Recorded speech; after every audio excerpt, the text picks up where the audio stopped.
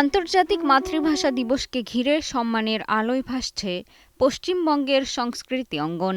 এবছর বঙ্গবিভূষণ ও বঙ্গভূষণ সম্মাননায় ভূষিত হচ্ছেন সংগীত ও অভিনয় জগতের এক ঝাঁক তারকা।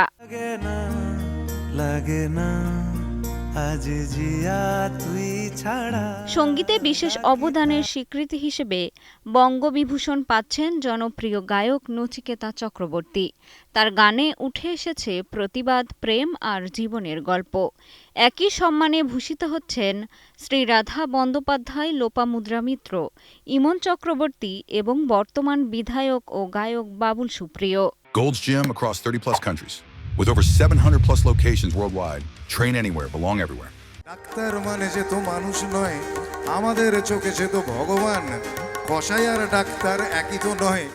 অভিনয় জগতে অবদানের জন্য বঙ্গভূষণ পাচ্ছেন অভিনেতা পরমব্রত চ্যাটার্জি। এছাড়াও সংগীত আর অভিনয়ে অসামান্য অবদানের জন্য তালিকায় উঠে এসেছে আরও অনেকের নাম।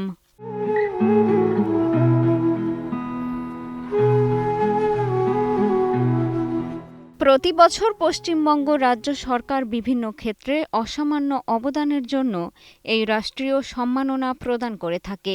এ বছরের তালিকায় সংগীত ও বিনোদন অঙ্গনের প্রাধান্য স্পষ্ট। ভাষা, সংস্কৃতি আর শিল্পচর্চার এই স্বীকৃতি শুধু ব্যক্তির নয়, সমগ্র বাঙালি ঐতিহ্যের। মিষ্টি খাতুন, কালের কণ্ঠ।